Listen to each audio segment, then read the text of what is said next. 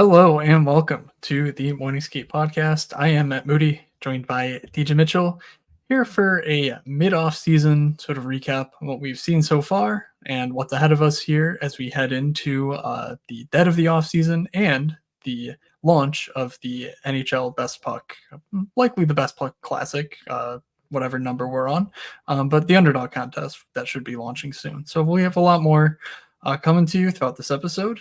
DJ, how you doing on this fine Sunday evening? Yeah, ready to actually get into the best ball summer and get into the sport that matters most. I think it's going to be the best iteration of best puck yet. We have a lot of reasons to believe that to be true, and I just can't wait with all this offseason stuff. There's been a lot of changes and a lot of chances to kind of get in on some probable, early ADP stuff. I mean, there was murmurs of it dropping maybe even before free agency and stuff, and I'm kind of happy that it hasn't yet, and I'm really optimistic that we'll get it within the next week or two. So yeah, really excited. Off season's been fun. How you feeling about everything? Good. I think I'm ready for the best puck season to launch. I've been hard at work in the mines, literally since the last time we've done a podcast. I'm pretty sure I've gone from knowing nothing about R to having like over 1,000 lines of code and like being able to use R somewhat functionally. So it's been a productive off season in that regard. But all of that work just makes me excited to actually get paid off for it. So I'm planning to do a lot more with that sort of thing as we head into August and September. But yeah, that's been pretty fun. Uh, there's actually there's an undercurrent of drama that could hit on Monday. I'm pretty sure I caught something that Underdog just completely screwed up in their Best Puck Classic contest last year. The details are on the Discord if anyone's curious as to what the hell I'm talking about. I posted in our dog app channel and also in the Deposit Kingdom puck channel. So I won't get into details there because, frankly, I don't have it confirmed or anything, but it's just been, it's been a pretty busy couple of weeks for me just in that, because that's really what I've been focused on learning and doing and sort of working through. And I'm really excited about being able to, actually figure out, what makes a good draft and like do some of the more advanced techniques that we've seen deployed on NFL and use it from an NHL perspective. But that's not what we're really doing here today. We're not talking about structure or game theory or any sort of contest related things. We're talking about the teams. We're talking about the people who know puck. So that's what we're going to do here. DJ, anything else before I get into our first ad read? Yeah, no, get into the ad read because as you were talking, I kept wanting to jump in and be like, I have a strategy note here, and I was like, no, shut up. We have all off season to talk strategy, and we really just guessing, which is a lot of what we talked about before. Is like, let's not sit here and guess on a bunch of stuff. Let's just talk about a few things we like before it drops, and we'll get into it. But as far as taking something away or removing something, I believe you had an ad read about removing something unnecessary, such as conversations I was about to bring up. Indeed. Ladies and gentlemen, it is my pleasure to announce that Smooth Sack Summer is officially upon us. When you're playing in the summer sun, make sure you're groomed from pubes to bum. That doesn't quite rhyme. Thanks to our friends at Manscaped, you can make this season your smoothest yet. The Performance Package 5.0 Ultra is the ultimate bundle to keep your downstairs cool while looking hot. Join the 10 million men worldwide who trust Manscaped with our exclusive offer. Get 20% off and free shipping when you go to manscaped.com and use code THPN. Summertime and the trimming is easy. The real experience, that joins all of us men together is really just hacking through the forest. Some of us prefer, a desert. Some of us prefer, the dense brush. Not going to really give you too many details on what I prefer, but let's just say the Manscaped Performance Package 5.0 Ultra will come in handy for someone like me, and it has everything you need to prepare that summer bod. Every man knows how scary it can get when going for a close shave below the belt. That's why I trust Manscaped for all my sensitive areas. Inside this package, you'll find the star of the show, the Lawnmower 5.0 Ultra. What I mentioned last show about having the boxers and actively wearing the boxers, you know what I didn't realize?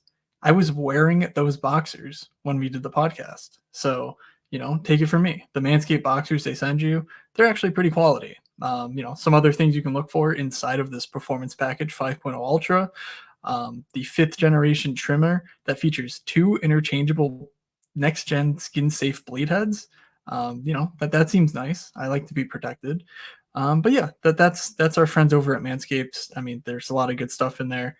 Do check out manscaped.com if you are so inclined. It's a great gift suggestion as well. I will say, not don't just get it for someone randomly, but if someone asks you what you want, I think Manscaped is one of the better actual ways to turn that into something that you'll use that you might not want to purchase for yourself just because you're like, what do I need that for? Just treat yourself. Manscaped. Get 20% off and free shipping with the code THPN at manscaped.com. That's 20% off and free shipping with code THPN at manscaped.com. It's smooth sack summer, boys. Get on board or get left behind. Thank you to our friends at Manscaped for helping us do this show. DJ, let's get into things. Yeah, let's get into things. I was having fun while you were reading that because I know you're not watching me.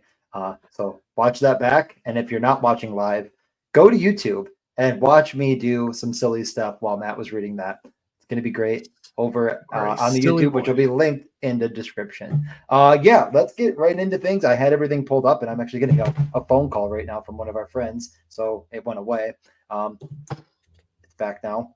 So we're going to get into it. We're going to start with the top 10 offseason moves. We're going to go from 10 down to 1 in our opinion on these moves and talk about the fantasy relevance. We're being a little bit maybe on the grades in general or our feelings on it, but like these are fantasy relevant moves that matter for best puck drafting, your regular season drafting, and early on in the betting season as well. So if you're ready, we'll get to the honorable mentions.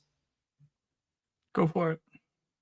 So the first one up, and again, some of these are a bit of a question mark as why they're in honorable mentions, because this could really be a top 5 situation, is the Holtz and Victor Olofsson going to the Vegas Golden Knights, because we don't know where they're going to slot in. A conversation that we're definitely going to have as we get deeper and closer to the start of the regular season and the end of Best Puck is going to be which one of these guys is playing with Jack Eichel. March or so out, you would assume, and I think most people will assume that they picked up Victor Olofsson as he used to play with Jack Eichel, that maybe that was an idea to put them back together. I think Olofsson might go at the end of drafts. It's an interesting one, though. Both guys that we like in a vacuum, both guys that struggle defensively, but both guys that could definitely be lifted in the right environment, on the right team, playing with one of the best centers in the world. So what are your thoughts on that? I think Holtz is interesting. I think Olofsson is just a worse version of Pavel Dorofeev, which, I'm expecting Dorofeev to be a primary contributor to this Vegas team. They're without Jonathan Marchessault, of course. So that is an interesting spot to watch, though, because obviously if Olofsson, gets run with Eichel, that would be huge. I don't think they targeted Alex Holtz to do nothing with him. I've been wrong before. We've been wrong before on a lot of prospects with that sort of. We've been wrong before on Holtz. Yeah, exactly. Like we literally were wrong about Alexander Holtz already. Yeah, exactly. But it's not the first time that a shot tool, nothing really else prospect is come and gone with relatively little to show for it. And I'm hopeful that the front office in Vegas, has some sort of a plan for Holtz that's, meaningful. I don't think Olofsson's anything more than like organizational depth, being like, oh, well, a top 9 forward misses a couple weeks. Call up Olofsson so that you're not sliding up, Keegan Colasar or whatever to the third line. Like, I don't think Olofsson's that interesting personally. Yeah. So number 2, and I'm kind of going to put this all together into one cohesive thought, is kind of the rookies of it all. And Michkov coming over is a big surprise. And in recent years, it's definitely been a bit of a trap on the NHL rookies. And I mean, think about last year. Really only one rookie was very relevant in the best puck space. Obviously, Brock Faber in your season longs and whatnot, and good enough. But did anyone else really crack a major role in best puck? No. This year we have a lot of guys. Michkov is going to be the one we're going to talk about here, and Celebrini is another one that is the only player from this draft class that I think has any relevance in a single season format in any capacity. With Cutter Gauthier, Stankoven, Will Smith. These are big names. And even like Lane Hudson. I mean, a guy we should probably talk about as well, but as we get closer to the regular season, like these are all highly impactful. But Michkov is probably the most interesting as far as the offseason because it was a shock.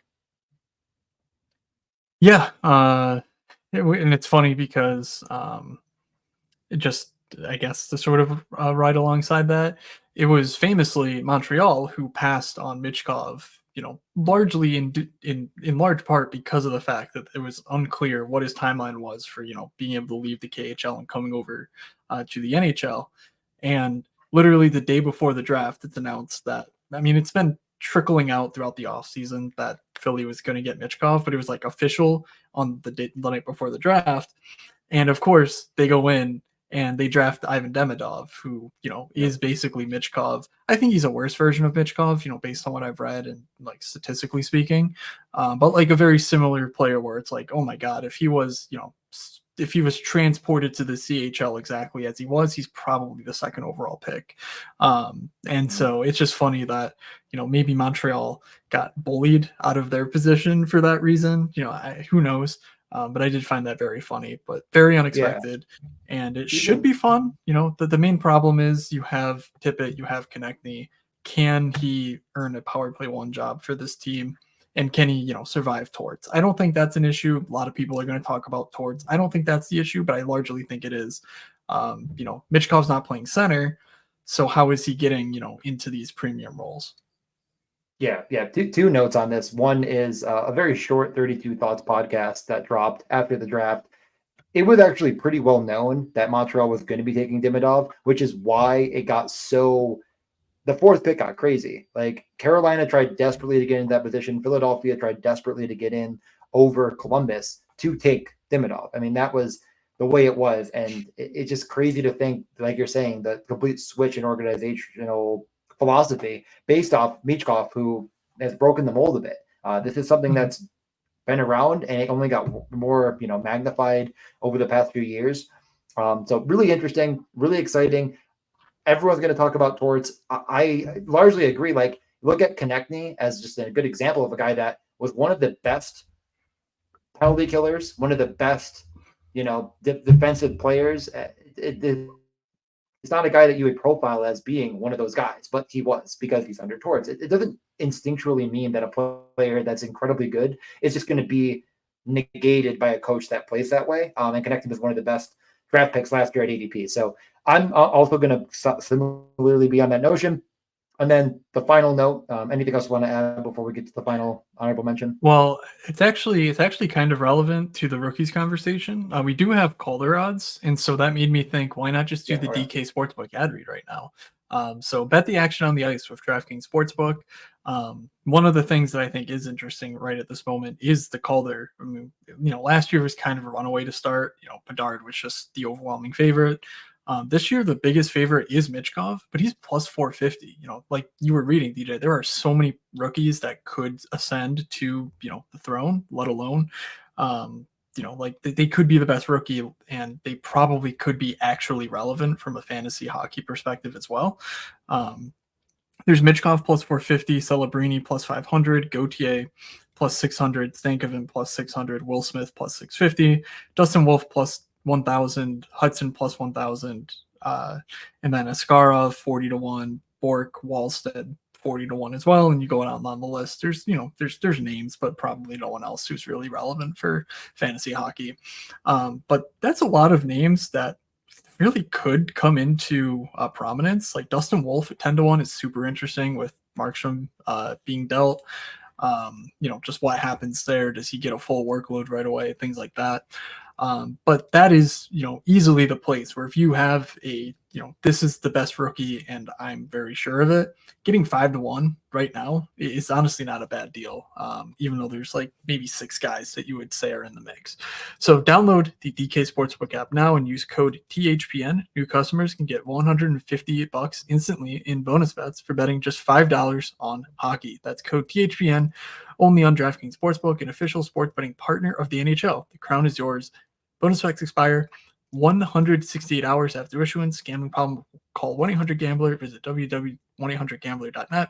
In New York, call 877-8-HOPE-NY or text HOPE-NY 467-369.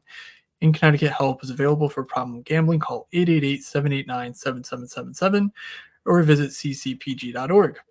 Please play responsibly on behalf of Boot Hill Casino and Resort. 21 plus, age varies by jurisdiction. Void in Ontario. See dkng.com/hockey for eligibility and deposit restrictions, terms, and responsible gaming resources. All right. So yeah, just felt like that was a natural place to shove that on in there. But what else is on the list? Yep.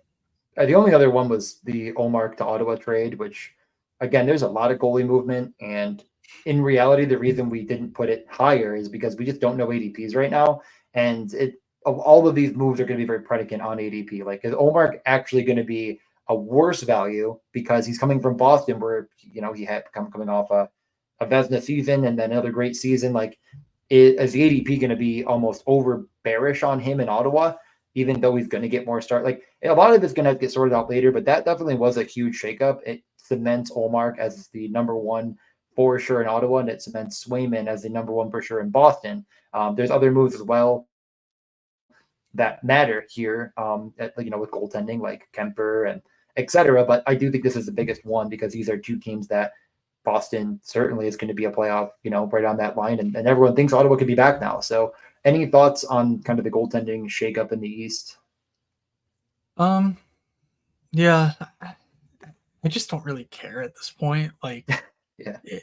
The real, like, I don't think Olmark ascends into the sort of what we talked about last year, in that there were basically 6 goalies that you could almost set your clock to them getting 55 to 60 starts. And, like, those are the guys I want to be targeting. I want to be overweight. I want one of them in every draft, if not 2. Like, that's just what I think is the current, who knows about current, but that was last year's edge, I thought, in the space, because people rightly in DFS and whatnot, goalies don't matter, take whoever, but over the course of a season, the workload is what matters. And so I think being able to project the workload is is what makes guys like Hellebuck and Saros so valuable. It helps that they're good, that cements their workload, but their fantasy performance has way more to do with the work they're getting than the saves they're making.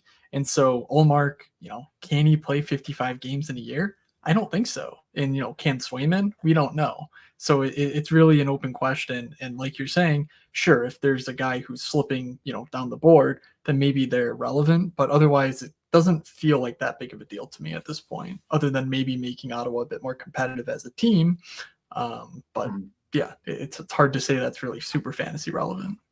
Yeah, and again, that's kind of the genesis of the list, which is why it's just off of the top 10, and why a player that maybe at the number 10 spot might not get as much press as far as your athletics and your bigger name podcast. But number 10 is just Shane Gostisbehere. I mean, this is a guy that's going over to Carolina, a power play that never found an identity last year. It kind of felt like the revolving door of, okay, well, whatever Aho's on is probably power play 1.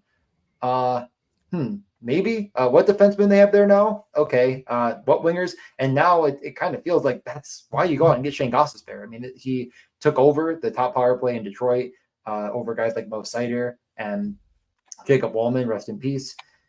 This feels like a move you do to get a top power play guy. I feel bad, rest in peace, Brent Burns. And he'll still be used on the power play, and they still will use 2 power plays. But I think this is an incredibly fantasy relevant move for a guy that is incredibly skilled. And I know his rookie season, he's never maybe reached that peak again. Could he do it back in Carolina? I don't know. I'm really excited about the move. So what do you have to say? Like, Burns was incredibly disappointing last season. There's really no way. And he still kind of got there. You know what I mean? Like, he still kind of got there. Like, it wasn't all the way there, but like, he wasn't an absolute dud at like the 90 mark. I mean, for where he was going and where he's going to end up ranking it, like, he was bad, but he didn't kill you. And like, he was disappointing. So what's kind of interesting, what I was going to bring up is that, Burns over the course of the season contributed, he contributed a little bit here and there.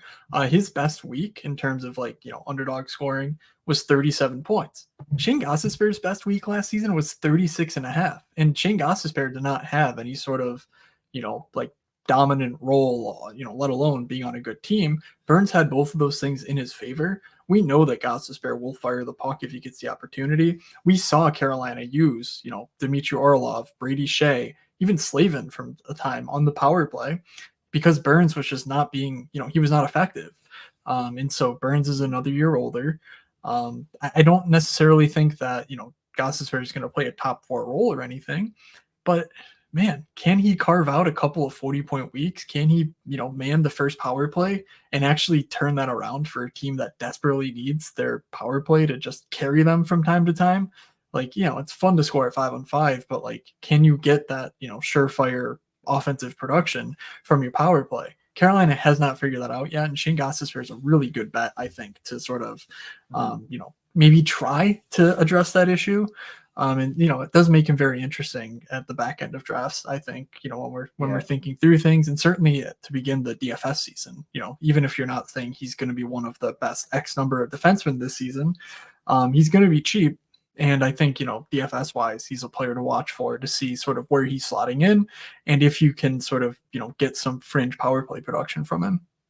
Yeah, and again, I think the difference between his role in Carolina and his role previously in Detroit is Carolina kind of has their, Orlov, Chatfield, these kind of shutdown guys that play not the biggest role in the world. So it's like he's going to get that offensive run. They have shutdown guys in Slavin as well. I mean, well known. He won the whatever award. I can't even remember off the top of my head. Like they have these shutdown guys already. Where Detroit, some of them are a little bit younger, some of them don't really have it defensively as well, and some of them have completely lost it, like Ben Sherratt. You kind of can't shelter Gostisbehere maybe the way you want to. They can in Carolina. So he can still have a very useful role, and they can definitely roll him out there for as many ozone draws as possible. So I love the deal. I think I agree with you. Like last year, he was pretty good. Next year, he could be dominant. So next is going to be maybe a little bit of a debate. I'm not sure how much it will really be, but Connor Bedard is definitely going to have a new winger next year, if not 2. They picked up 100 guys. I'm not going to read them all because they're not all fantasy relevant, but Teuvo Teravainen, Tyler Bertuzzi, I mean, one of these guys is going to find their way onto the wing, if not both, onto the wing of Connor Bedard, who is only going to ascend even further towards the top players in the world statistically, as well as just clearly being, on that echelon. So are you more bullish on one of those two being with Bedard over the other? I would think Tyler Bertuzzi is a more likely candidate, but honestly, they both make a ton of sense. If Phil Kurashev was productive with Bedard, I mean, Teuvo Teravainen has to be a similar but better version of Phil Kurashev. So I do like that. I mean, we're going to be on Lucas Reichel watch once again. Whether he's going to be a wing or a center, remains to be seen. But yeah, Bedard's going to actually have NHL players to play with. I think, we'll see if Bertuzzi falls off a cliff, not playing alongside, Patrice Bergeron and David Krejci and Austin Matthews, like he sort of has been the past few seasons, and Dylan Larkin, of course, before that. But it's, it's, I think, a really bullish sign that Chicago intends to compete this year. Whether they succeed, who knows? But I think there's the pieces there that they can support Bedard and his sort of ascendance, like you're talking about, toward being one of the best players in the world. Yep. Yeah, I think it's also Bertuzzi. It could be both. I agree with either of those statements, but I think Bertuzzi is very clearly there to play with Bedard. And he's played well with top end guys in the past, like you said, but his, he really did kind of prove something, I think, late in the year and in the playoffs that he could be on the top power play. He has a really good shot and can finish, maybe better than we thought. So I'm a little bit more bullish on Bertuzzi going into the year. We'll see where his ADP is. I don't know. Yeah, I just have to thank Chicago for saving me from myself, because I am finally in the year 2024 able to free myself from the chains and the handcuffs of drafting Taylor Hall, because I was definitely going to be doing that again this season if that did not come to pass, all these different transactions. Man. Someone, I don't remember who it was, and if they're listening, and there's something on Twitter, but someone was saying like Hall comes back, like maybe not even to start the year, but like mid-ish, like middle of the beginning, plays a few games, and then just goes to the deadline. They just, I think that could be like a perfect solution for them to just get him somewhere. But yeah, I don't think he's fantasy relevant. Next, number 8. Are you ready? Yep. is Tyler Toffoli to San Jose. San Jose is going to have a lot of new players. I think the thing about Celebrini is that Celebrini, and you might just think this is catchy, but he is a cerebral player, meaning that sees the game kind of, and people kind of compare him to, the Crosbys of the world. They really do with the way he moves the puck. Well, Will Smith is also kind of seems to profile as a bit of a pass first guy. And I think they've sort of identified that these are incredibly useful players. Who's going to finish? They've tried to get guys like, Fabian Zetterlund, for example, that can finish. They're not maybe quite as good as you want. And you definitely want to get these guys at least one more winger to play alongside these two centers. So they go to get Tyler Toffoli. They obviously overpaid, but they have the money. He's going to be in a good position. I mean, these are two of you named off the potential rookie of the year. These are two of the top guys, no doubt. And Will Smith and Macklin Celebrini, that he'll be, the top guy in the power play for shooting. He has great rates historically. And again, he's going to be the featured guy. Yeah. So I don't think he'll be drafted very high, and I definitely want to get him early. Yeah, and it makes all the sense in the world to me that he's going to be a prominent fantasy option. You're talking about a team with, that was not, I mean, they were bad, but they were not terrible offensively toward the latter part of the year. William Eklund is a difference maker. Michael Granlund is a puck distributor, he's, he might not be on the team. Who the hell cares? But they don't have anyone like Toffoli who's going to be the shot first type guy. And then Celebrini is going to change this franchise. He might not be the level of Bedard. I don't think he's really anywhere close to that. But Tyler Toffoli is going into another great situation to be the guy after really productive seasons in back-to-back years. I think Toffoli is going to be a high quality option, in the middle of your drafts. I don't think he'll be super late, but regardless of where he's going, I certainly want to have some, just because I think his week-to-week upside is, pretty high up there among the best forwards in the league.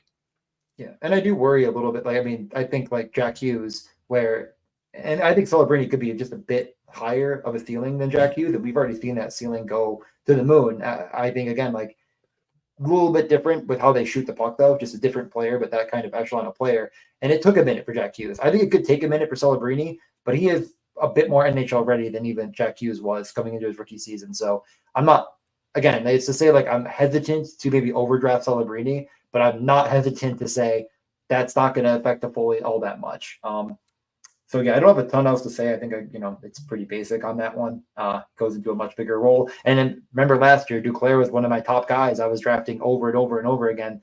It kind of got there for a few some spike weeks, and then they kind of traded him, so it didn't end up helping me in the long run in the playoffs. But ready to move on to 7. I think we dropped the ball not including Duclair in honorable mentions, because if he plays alongside Duke Barzal, that's actually a really interesting pairing. But anyway, don't worry.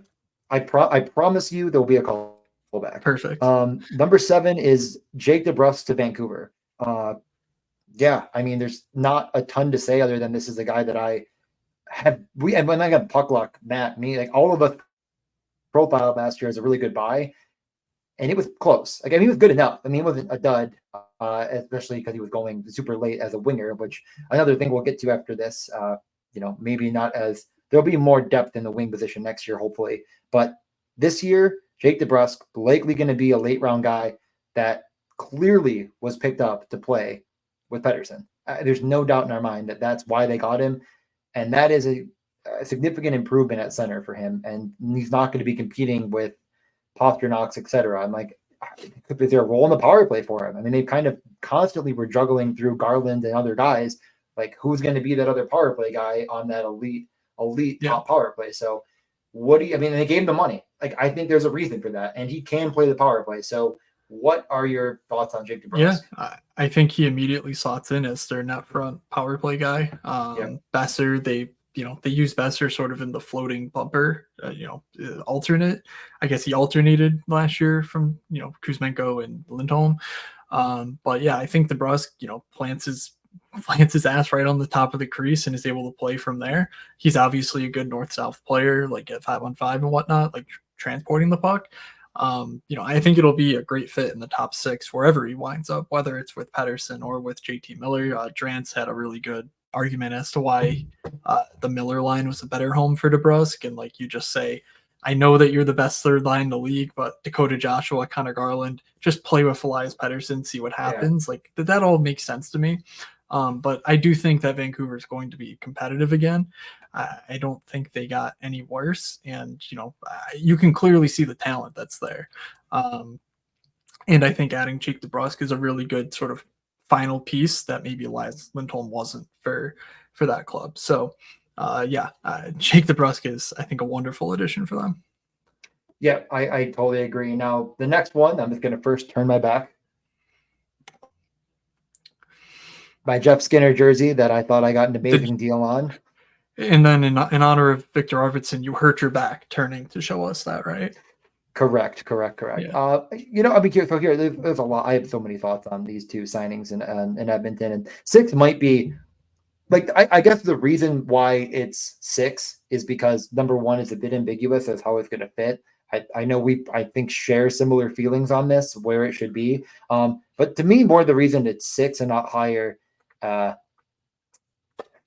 think it's going to factor in right away. I mean, think about last year. Like everyone was taking Connor Brown at the end of drafts. Not me. Everyone but me. I was like, no, I'm fading this guy. He stinks.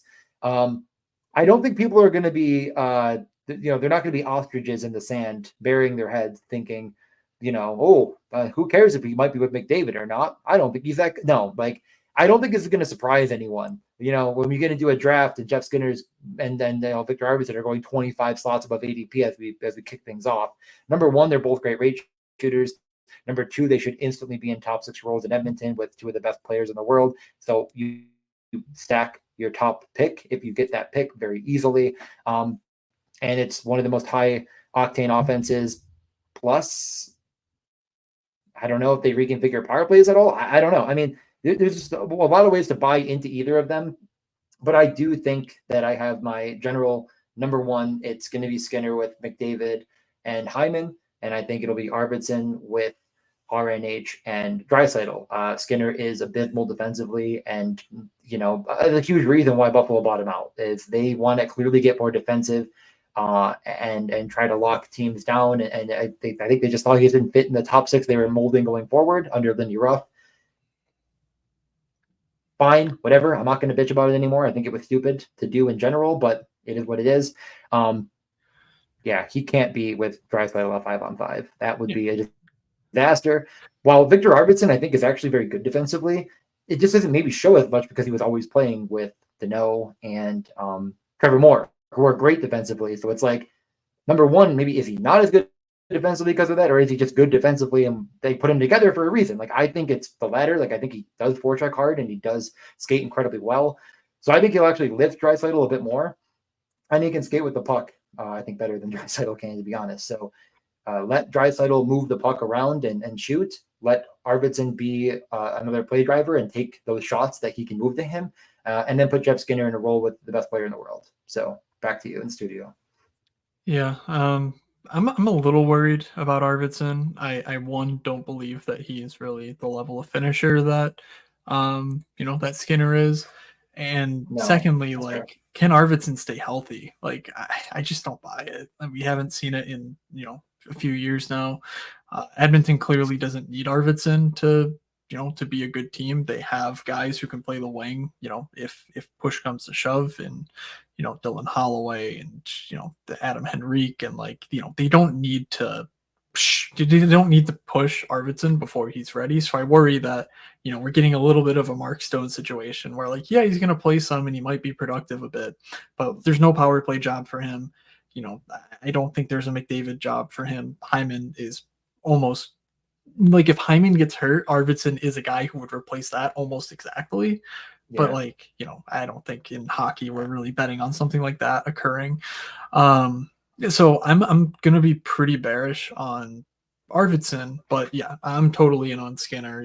Pretty much wherever he's going, I'll at least, take some stabs at it. And in particular, if Evander Kane is just, if he's going on the shelf for a while, I think last we heard he's still debating whether he needs surgery, which to me sounds like a cap deployment thing where it's like, oh, just wait until training camp to get the surgery and then you can come back in, February and, we'll all sing kumbaya because the salary cap no longer matters. But in any case, I think that, Skinner's the guy that I'm interested of that bunch. Yeah, I mean, I'm the biggest Arvidsson head in the world, so I still will have some feeling, but it's Skinner for me as well because, and again, like you're saying, like Arvidsson could kind of fit the mold of what Hyman does. Well, that means you don't need two of those on the same line, and that's kind of part of the reason as well. It's like you kind of need a guy that can finish from the outside, and it's not RNH. I don't know who they had it, and now they do in Jeff Skinner. Like that's the guy you put there. That's the fit. You get cheap. And yeah, I think it's a home run. So I'll be buying more on Jeff Skinner as well, but I'll be buying on both. Let's see where they slot in. Let's see where people start drafting them. I'm not going to be jumping the line 10 miles to get either of them right away, but if they're going late enough, maybe I will. So yeah, I am interested, but I think it'll factor in right away, and I don't think it's going to get by anyone. So we'll keep things moving. The next one might not take as much time, but Brandon Montour did go to Seattle. Everyone seemed to hate that. Actually, can you do a quick spin around for me, Matt, while you're sitting there? Just stand up and spin around. Sure. Yep, Brandon Montour, there he is. Next up on the clock here. Yeah, no, I mean, it seemed like everyone just collectively hated the deal. I guess I didn't care that much. Like they had the cap space, and I do like the idea of Seattle being more fun. They fired the coach they should have fired after the first year when they realized it wasn't going to work out. They kept him. They made the playoffs the following year. They said, well, we can't lose him now. And that was a disaster. I love the idea of Seattle going in a more fun direction, maybe deploying some of their top guys a little bit more and in bigger roles and getting Shane Wright in the mix. Like I think this team could be a more fantasy relevant team in general. And a large part of that is because of a guy like Brandon Montour to offset some of the workload that Vince Dunn had to take on. So I'm a fan of it, and I'm a fan of both of them still. Like I don't think Vince Dunn can come to complete zero. Like he could be your last round defenseman because he does have good rates in every capacity and still is going to see a ton of role. Like he was their best, the highest, role. I mean, the time on ice defenseman last year for a reason. So yeah, I love this move, and I think Montour takes over the top power play, and I hope that they actually have a defined top power play from now on.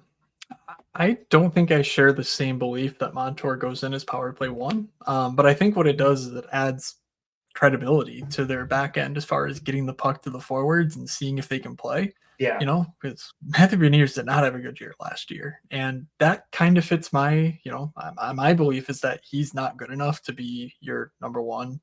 I don't think he's an offensive playmaker that actually helps drive scoring.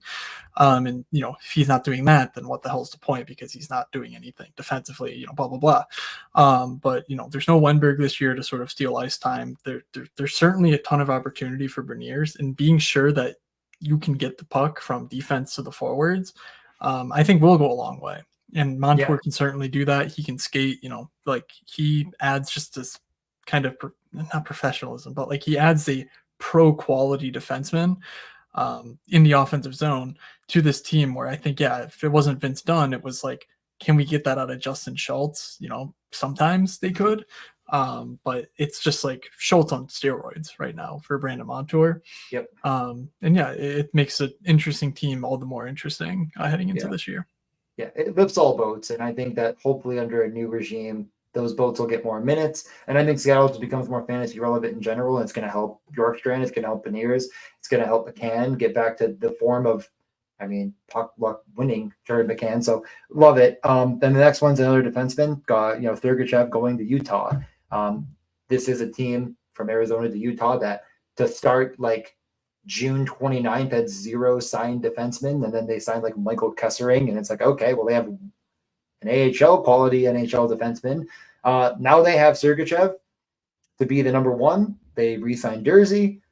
That is, again, a little bit of your done Montour situation, but I think Sergachev is just a more useful all-around guy. And if he gets top power play run in Utah, I really think he's going to be very undervalued early on. And I mean, Jersey's great as well, but could they use both on the power play? I don't know, maybe. Like, I'm excited to see how they use Sergachev. They won't, but Andre Torini is a real coach, so he will not be doing that. I know you're right. Okay, so what are your thoughts on Sergachev going to Utah? Shocker, I think to many, and I know you were. I mean, let's just be candid here. You were thinking Tampa should just get rid of Hedman. Yeah, Is that because you never thought this could happen? I mean, you. So I wrote. I wrote about the 3 possible targets that Tampa could lose, including Stamkos, Hedman, and Sergachev. So like I thought it was realistic. It was difficult because a lot of their main guys had no trade clauses, and Brandon Hagel, who didn't. You're not trading Brandon Hagel, for reasons I wrote about in my newsletter. But I think they sold low on Sergachev, and the reason why I would have traded Hedman is that I don't think you would have gotten any less for Victor Hedman, who is way older. I don't think he's any better. Like Victor Hedman Mikhail Sergachev 2 years ago was every bit as good as Victor Hedman was from an on ice perspective. Like he's their number 1 shutdown defenseman. It was not Victor Hedman. It just wasn't. Sergachev was manning the top power play. Like he did all this stuff, and then going into last year, had the year from hell. He got hurt. He came back from being hurt, broke his leg, missed the entire rest of the year. Comes back, valiantly in the playoffs, only for them to get sent home anyway. Yeah. But all of that considered, makes me think that Arizona absolutely stole Sergachev for what I thought they would have been really smart to pay basically that price for Victor Hedman. I don't know whether Durzi or Sergachev's the number 1, power play guy. That obviously matters a ton for fantasy.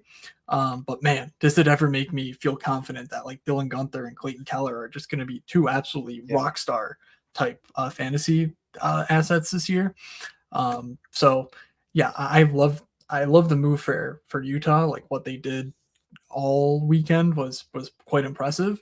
Tisha Ginla, I don't really care. I probably would have taken a different defenseman, but not really a big deal. It is exciting though to see a well-coached team with a lot of interesting prospects go out and actually address their biggest need, because rooting for a team in Buffalo, they've not been a well-coached team. They've had a bunch of prospects and they've never gone out and addressed any of their issues. So, I guess it's just a little bit of jealousy speaking. Yeah, 100%. Utah is off and running into what I think is going to be a great first year, and I really, really like them. But is it good enough for the playoffs? Is going to be the question. Like, are they going to be a fringe team or not? And this is a way to give them at least a chance. So, moving on to a playoff team, and really all 3 of these next should be playoff teams. Elias Lindholm goes to Boston, which I don't love the contract, but that doesn't really matter when you're playing fantasy. Like, you're not the general manager. You don't have to deal with that next year or the year after. They have the cap space, and they go out and get a guy that I'm really high on in general from a fantasy perspective. Who is he going to play with? I guess I don't even care. Like, is he going to play with Pastrnak? Is he going to play with Marchand? My guess is both, because they aren't that deep at forward. So Elias Lindholm, I think, immediately becomes a very, very good early on target to stack or not, frankly, because I don't think he's going to go very high if we're basing it on last year's stats. And a lot of the people that kind of come into things might not really be all that keen on kind of how things can progress or the profile of a player. So I don't think he's going to jump as high as you might imagine because of the role. Casuals might not get it. So what are your thoughts on Elias Lindholm going to Boston? Yeah, most importantly, he's going to be immediately power play 1. Like that's not even a question. Yeah. The face-offs, the actual, the role he plays on a power play, like just they don't have that. He's not Patrice Bergeron, but the role he plays is, you could be, waking up from, an all night rager, and you would watch him play and you'd be like, oh yeah, like I can see Patrice Bergeron on this television screen. He's trying. The center of the ice, the sort of, the rover on the power play, like that sort of a deal in the bumper spot. It all just screams Patrice Bergeron, and I think that first power play will be very good. Will they be good at 5-on-5? I mean, God, if you're saying, okay, Coyle, Marchand, you're the second line, Zacha, Lindholm, Pastrnak, you're the top line, I think that could work. And so, Lindholm is going to be a direct beneficiary of David Pastrnak, in my opinion. And so, yeah, anytime I get like a mid-first round pick, I will definitely be targeting the Pastrnak Lindholm sort of like mini stack, and until proven otherwise in training camp. and you're forgetting the most important part of all of this is that there's magical fairy pixie dust that every player that goes to Boston gets sprinkled on them and they become great. So That is if you're true. worried about it, they just go there and they say, "Hey, what if you're better at hockey and you just try harder?" Oh, okay. The locker room's telling me that we're really strong and committed and we love each other, so I'm going to hug each other and we're all going to be the best players we've ever been in our whole life, and it works. Okay, I'm not bitter, jealous, or angry. Anyways, Sabres fans wouldn't do that. On to the next one. Let's do it.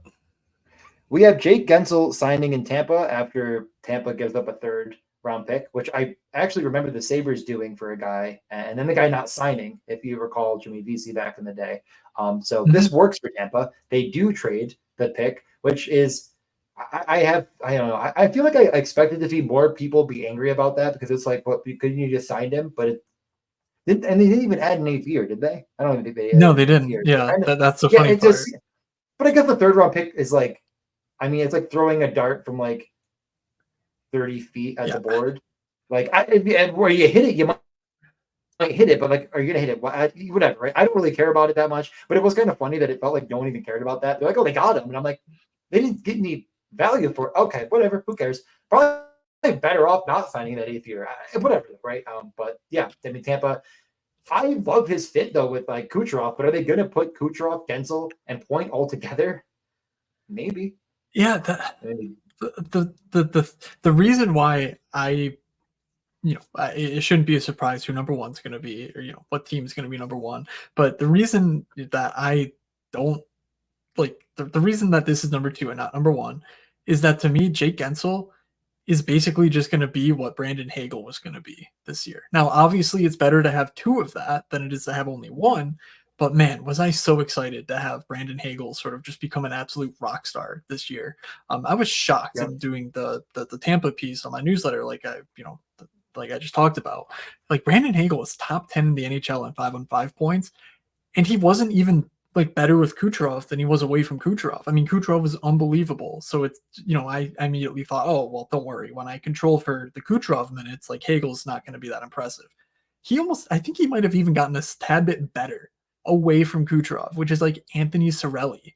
Like, I mean, who was terrible. So like Brandon Hagel is just an absolute killer. Yeah.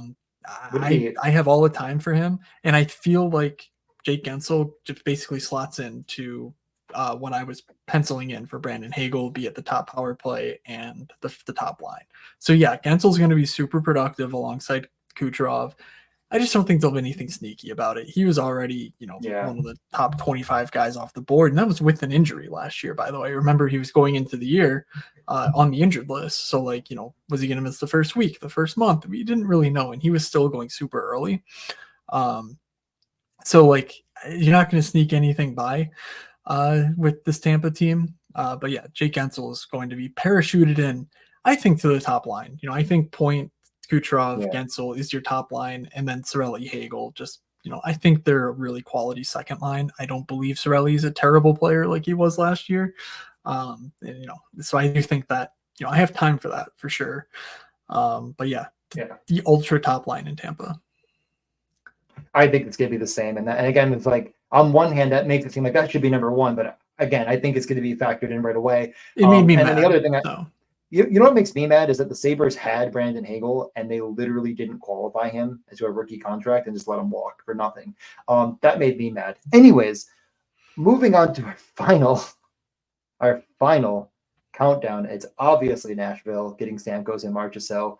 And Brady Shea, but that doesn't really matter as much for fantasy. He's obviously not going to take over Roman Yossi's power play spot. So you bring in Stamkos, you bring in Marchessault, you assume both of them will take over on the top power play. That probably means, your Nyqvists are dust. Assuming it'll be Forsberg with O'Reilly, Stamkos, Marchessault, and Roman Josi on that top power play. I don't know what the 5-on-5 lines look like exactly. You have more room to move things around. I don't see why. I guess here's the question I'm going to raise to you. If Stamkos going to be a center on this team or a winger, because last year, I think you could have made the argument that he wasn't always really a center. So do you think he's the L2 center? Wait, what? No, I honestly don't know what Nashville's doing. They were awesome last year to close the year. They lose in the playoffs, sure. Like, you need guys to pass the puck. Like Steven Yeah. Stamkos, uh, is Tommy Novak now just going to be the second line center forever? Like, is that really what we're Yeah. committing to?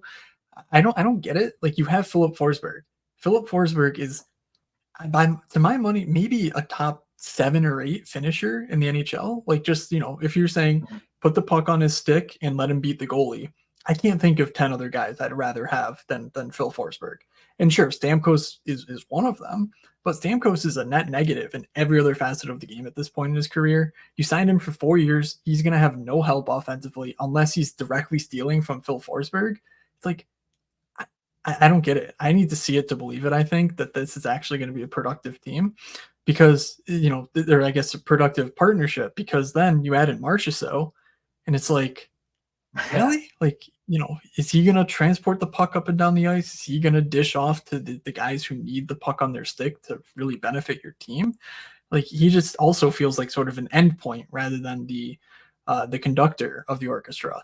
And like Ryan O'Reilly is going to need to be better than he was last year to keep all the mouths fed on this offense. And last year was one of the more unexpected, I think, performances out of Ryan O'Reilly, just to be as productive as he was. So like, Yeah. you're talking about the top power play, and it's like, yeah, I get that these are your 5 best offensive weapons, but how do they work together? I don't see it. And so I'm disappointed because, again, I was really high. I was ready to be super high on Nashville. Like Brunette's a G. Yeah. Yossi and Forsberg. I was looking at some of the best puck data from last year, and if you stacked like a Nashville 2-man stack, you advance to like a 50% rate to the playoffs. Like, they were just the cheat code. And Mhm. that's pretty much entirely due to Yossi and Forsberg and maybe even Saros. I don't remember if I filled it out goalies or not, but like, it was just so powerful to have Nashville.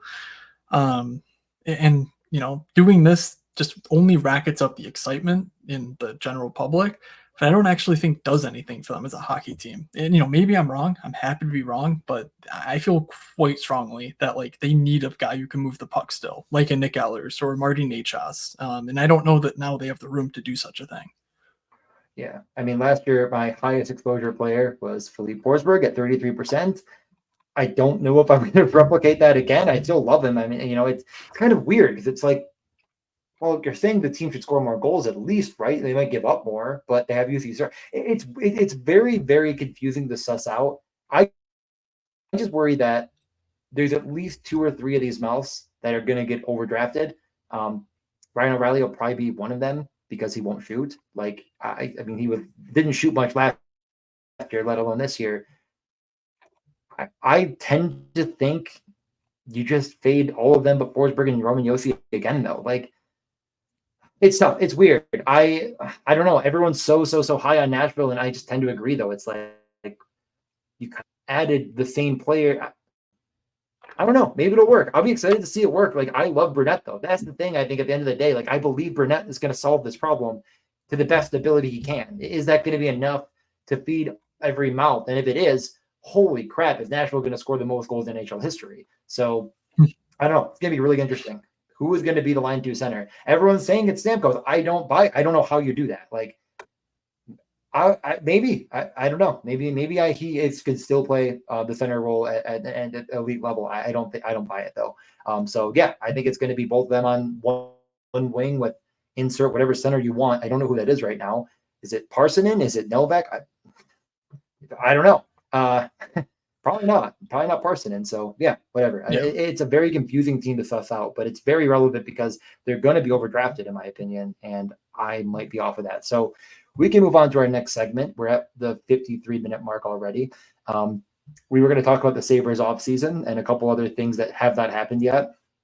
We can go quickly on the Sabres Yeah. offseason part because we're a little behind, I feel like. I'll let you start because I feel like you have a very, I guess, you're Yeah. on one Like, side of things and I'm a little bit on the other. So I'll let you yeah. make your So case. people who are, I'm gonna guess most people tuning into this podcast know that we are Buffalo Sabres. Like, we grew up with the Sabres, so that's our team. And so, for that reason, I feel obligated to at least talk about what they did this offseason, which to say, Not much. They didn't really do much. They brought in Lindy Ruff, which I think is an important part of the equation. To me personally, is my nostalgia. And then they just basically reinvented their fourth line for God knows what reason. Maybe it works, maybe it doesn't. I don't really care. Giving up a second for Beck Mallenstein is just stupid. But like at the end of the day, that's not going to tank your franchise. Like, it just doesn't matter. They bought out Jeff Skinner, which DJ and I definitely agree on. That's not necessary. Like, just, you don't need to do that. What sort of conversation we've been having on repeat for the past few seasons, honestly, not just related to the Ryan McLeod trade for Matthew Savoy, is that I've always been of the mindset you need to optimize this team for when Boston, Tampa, and arguably Florida and Toronto are on their downswing. And of course, Florida, Toronto, they have a bit younger guys. They might not be there, in the next couple of years. It sure seems like Boston and Tampa could be well on their way toward just the irreversible age-related declines. And so that's saying maybe 2 years down the road from now, maybe next year, probably not next year, but 2 years, 3 years, 4 years down the road, you need to be set up to capitalize because windows shift quickly, of course, but like you need to be able to beat Ottawa, Detroit, Montreal to that punch. And by making trades like the Ryan McLeod for Matthew Savoy trade, the main thing that we kept seeing around, all the Buffalo type people or people talking about Buffalo is, oh, they have so many skilled small forwards. And it's okay, I get it. Like, yeah, they have, so why add another in Hellenius or whoever in the draft? And it's yeah, but you don't know which one of those guys is going to be good. And so I've never really had a problem with that. And I don't think, I'm not saying DJ has either. But then when it comes time to make the trade for Ryan McLeod, who is the opposite of a small skilled forward, he is big, he is rangy, he is fast. He doesn't necessarily have the hands that you would expect a top 6 player to have.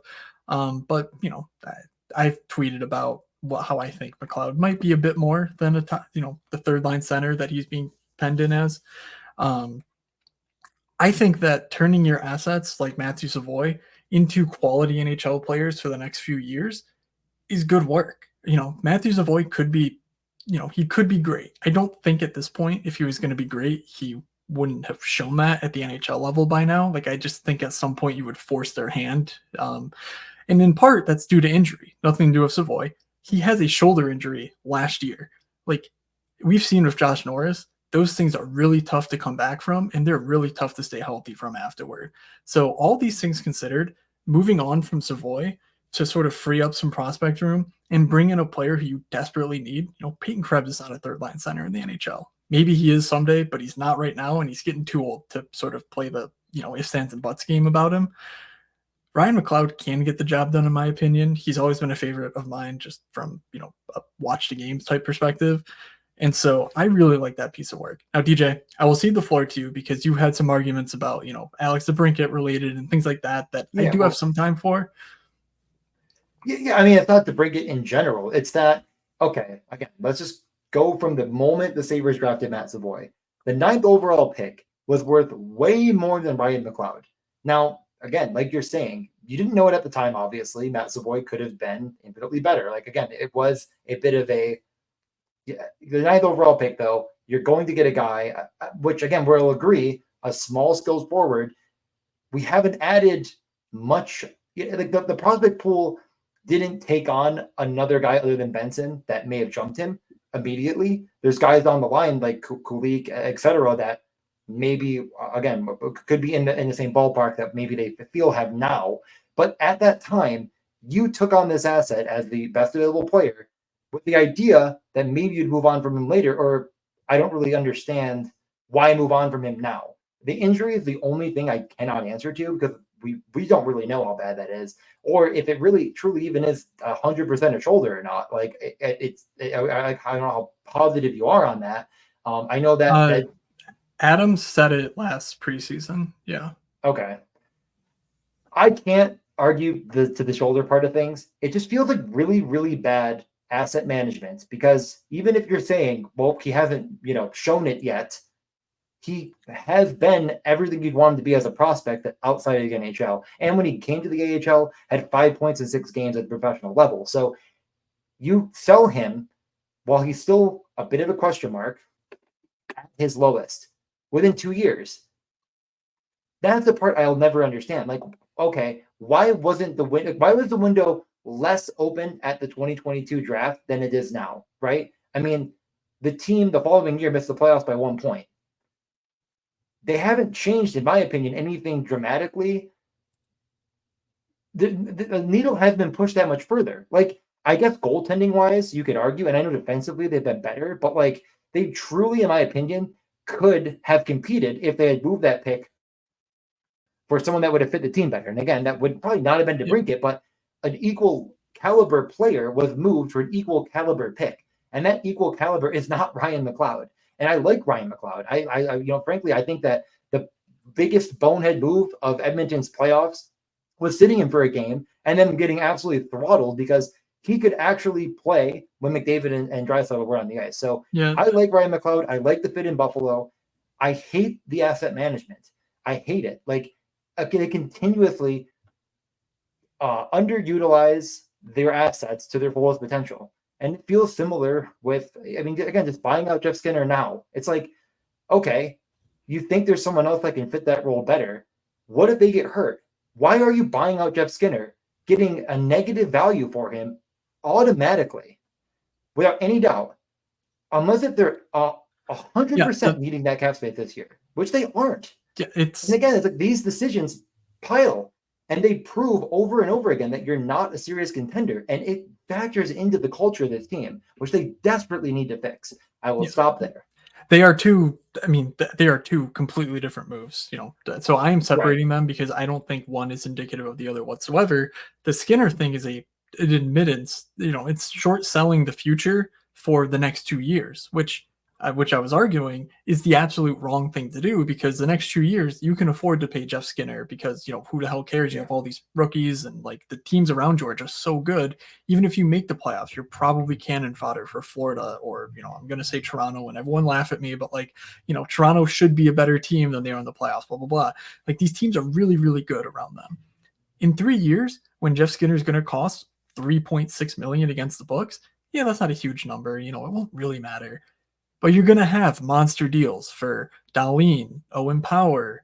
I mean, you know, fortunately, Power, Tuck, and Tate, well, Not Tuck. Cousins and Tate are all locked in. So is Power and Dahlin. Exactly.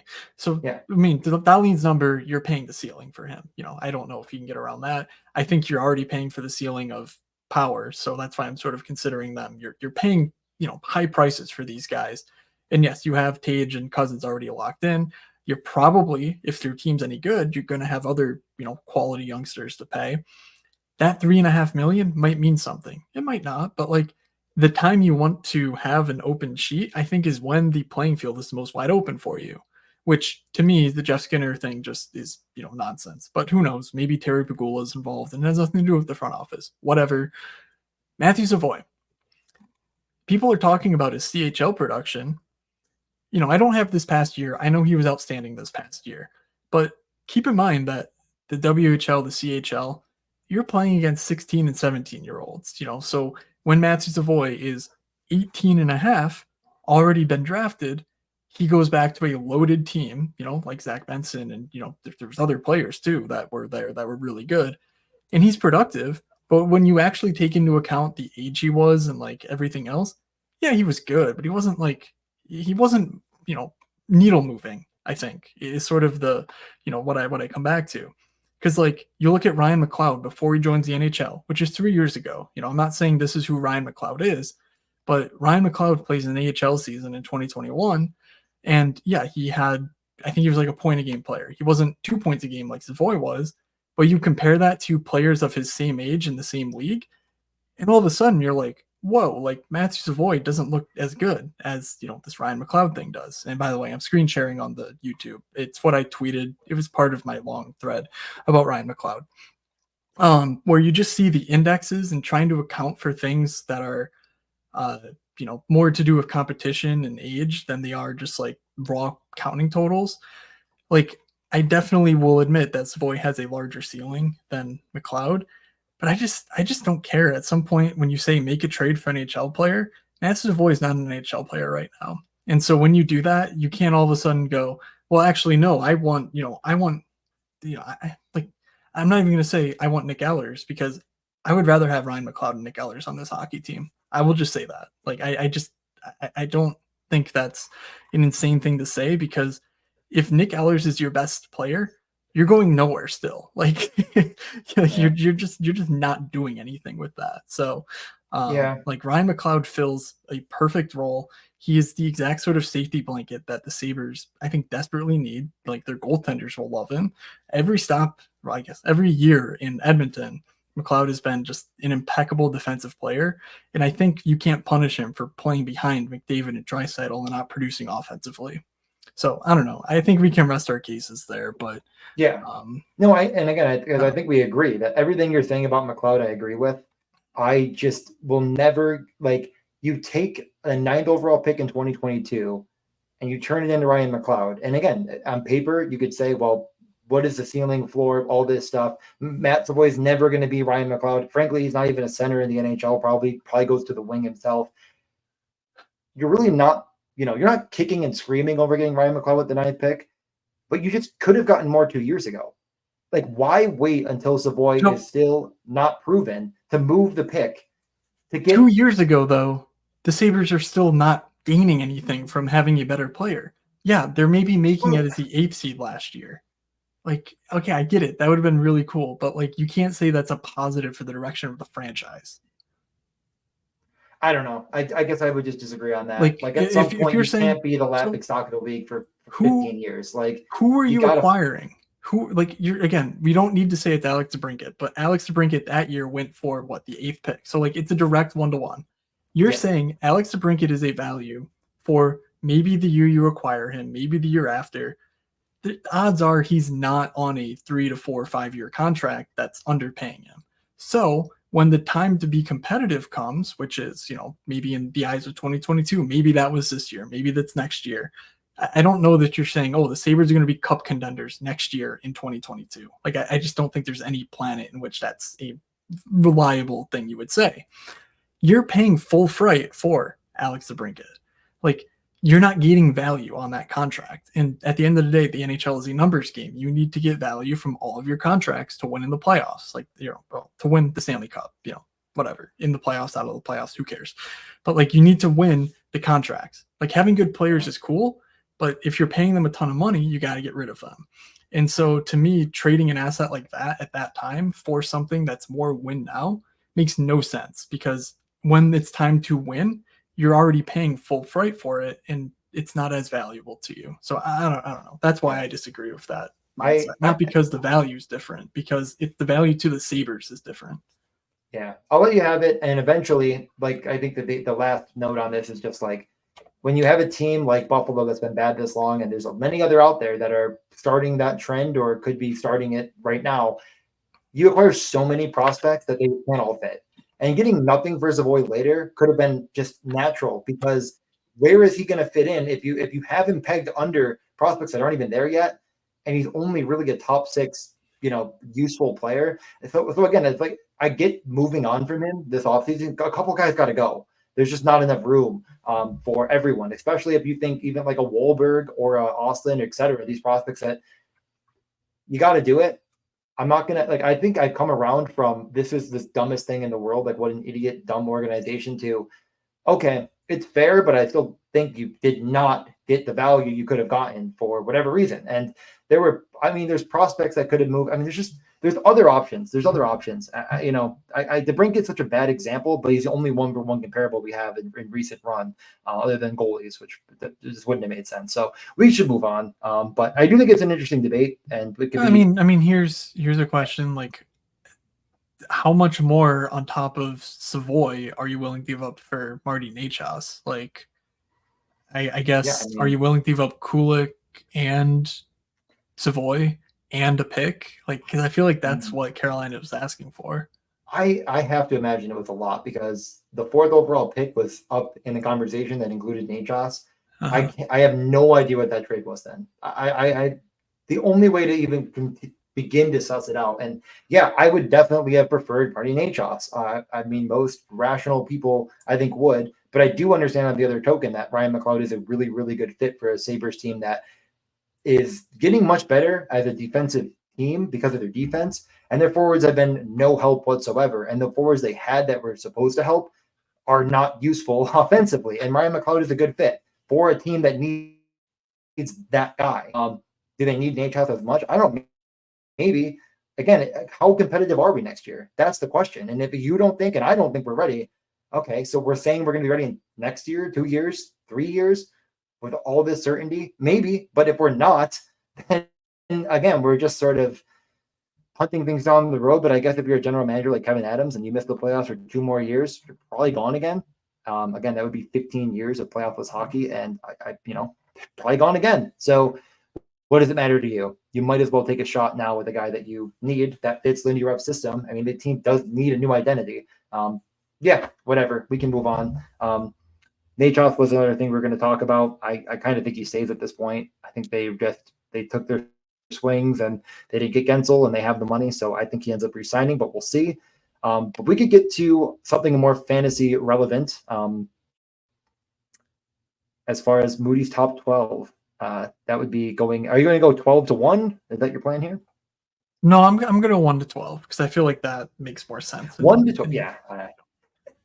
So like it does and it doesn't, yeah, but yeah, it probably does for so yeah, go. Having not seen any sort of draft board, there's a few things for best puck that I am thinking of, on Underdog. By the way, if you have not signed up for Underdog yet, you should do so, and you should use code MSP when you do so, because best puck is going to be lit this year. We're going to have a lot more insights onto, what actually makes competitive teams before it's.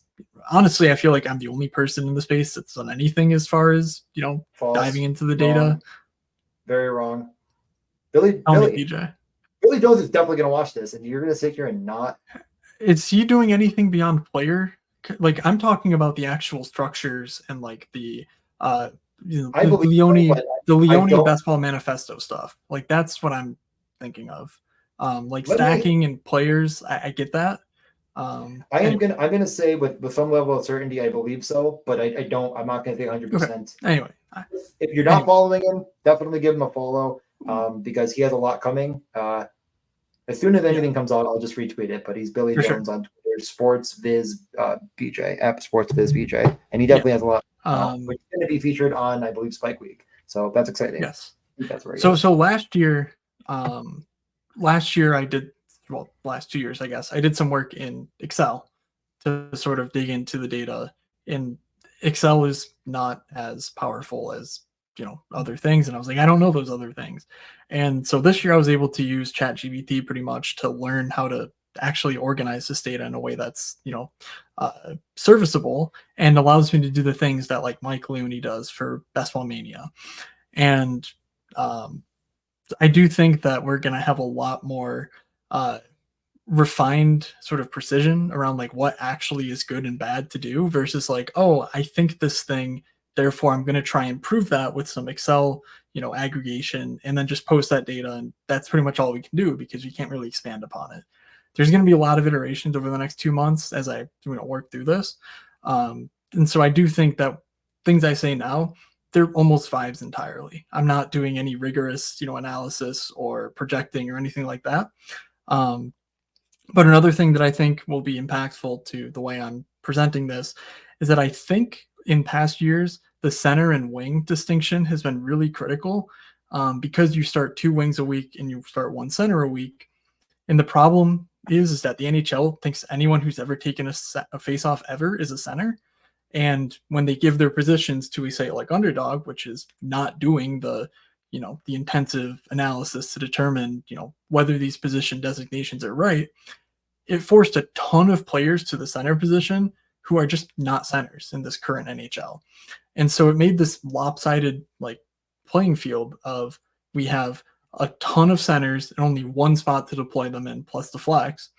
And we have very few wingers and 2 spots that we need to deploy them in plus the flex. And there's just this misbalance. This year, we're going to have a much more legitimate positional designation. We've gotten, the underdog powers that be will give us the permission to basically provide feedback and like change positions pretty much. And so we plan to do that. So I think centers will have a lot more value up and down the draft. And it won't just be if you don't get McDavid, you're screwed. If you don't get McKinnon, you're screwed. I think there'll be actual there'll be more power because there will be fewer centers to pick from. When you get to pick 100, there won't be 25 centers that are amazing still on the board, I guess is my point. So anyway, if that doesn't happen, these rankings would also be wrong. My number one player this year, DJ, Austin Matthews scored 69 goals last year. He outperformed Connor McDavid by a country mile. I know Connor McDavid missed, a couple weeks in there and whatever, had a tough first couple months. Austin Matthews had the best scoring week of the year. Austin Matthews did. I don't see how Austin Matthews is anything but the number one this year. I know it's insane, but Austin Matthews should be the first player off the board in every draft because his shot production, his goal scoring, it vastly overshadows anything that Connor McDavid can do outside of the 150 point season like Nikita Kucherov just capped off. And I'm not projecting that for this year. So I think Austin Matthews is number one. What do you think about that?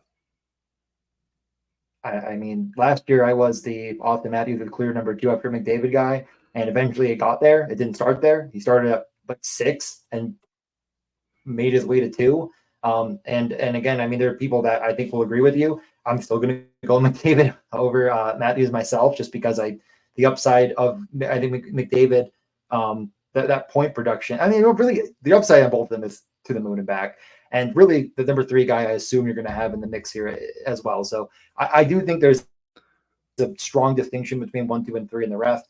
I'm not going to be ultra specific, but I am certainly a person that in all of my drafting on Underdog through all of my sports likes to spread exposures out. So I'm hoping to get as much McDavid and Matthews as possible, but I'm not going to limit myself to 0 McDavid because I want to take that strong of a stance that Matthews is. Because again, I think you are doing that. If you say I'm taking Matthews 1 and 2, I think you're ending up with nearly 0 McDavid. So I'm just not going to do that myself.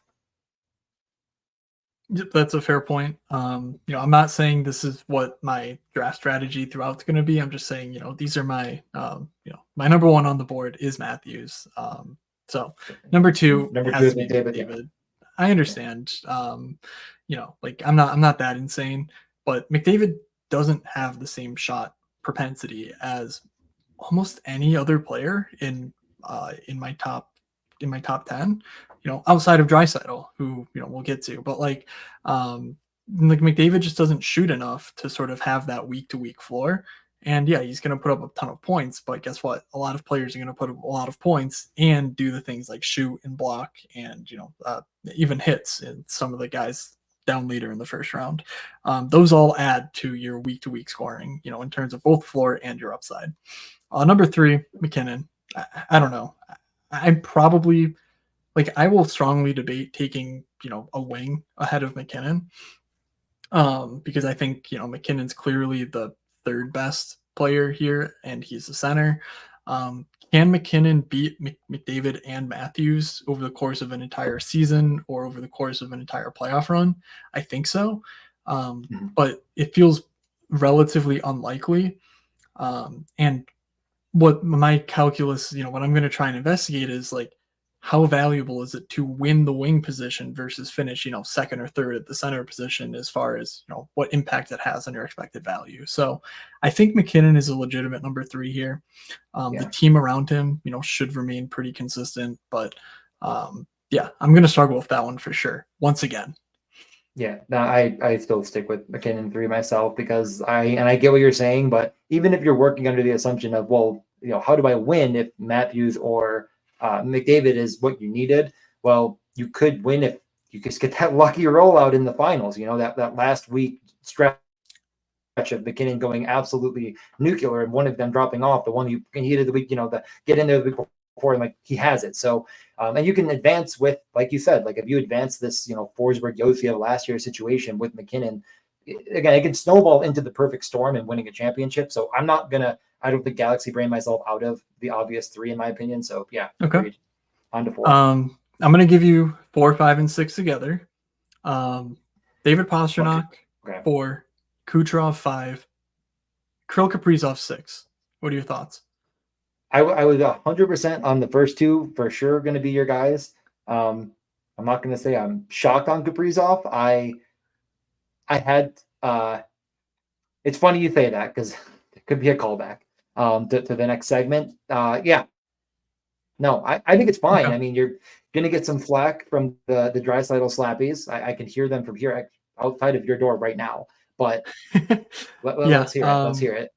Like, I mean, just straight up, Kirill Kaprizov was better than Leon Draisaitl last year, and you Yeah. know, like I mean, I'm looking at the numbers right now. The average contribution, the max contribution to a team, he was just better. So it's very close between the two. I do have Draisaitl at 7. I'm not going that insane. But like, you can tell me Draisaitl is 6. I don't think you could tell me Draisaitl should be going ahead of Pastrnak and Kucherov. Of course, Draisaitl was second off the board last year. On average, like you're saying, things Really? move throughout the offseason. But Yeah. on average, McDavid was, of course, 1. Matthews is number 3. McKinnon 4. Pasta 5. Yeah. I don't think Things Pastrnak, I don't think Kucherov did enough to jump Pastrnak in the hierarchy, despite putting up 150 points. So I feel pretty confident that like those guys will be the top 5 in some respect. But yeah, I do think outside of those top 5 that if you ask me who I wanted, I'm taking Kaprizov. And honestly, I feel pretty good about it. I mentioned Matthews having, I think I might have not been scrolled down all the way. The best week last year was Kirill Kaprizov, which of course has in large part to do with the 6-point game, I think, on President's Yeah. Day. But he had 84 Yeah. and a half points in a single week. Igor had 80. Matthews had 73, McDavid had 72 and a half, and those were the top guys. So, Yep. like, if Kaprizov can do that on not even a regular basis, if you can do that once, of course, being 10 points better than the next skater is incredibly powerful. The team itself, I think they're just going to be the same as they were this past year, which is, Kaprizov, Eriksson, Boldy, go, like, just go do your thing. Is Marco Rossi going to take the next step? Maybe. But Jared Spurgeon should be back. Like, I have a ton of time for the team being just fine, which is maybe a step up from last year. And I just don't think Kaprizov's getting any worse. So, yeah, anything else you want to say before I get to number 8? Yeah. I mean, I guess I agree with everything you said, and Kaprizov being a little bit of a question mark, but I definitely think he's a guy that will be maybe around that 10, 11, 12, 13 spot in ADP to start the year, and definitely a great jump. So See, good call on it. Kaprizov was 8 last year. Do you really think he's going down? He moved, but he moved up like quick.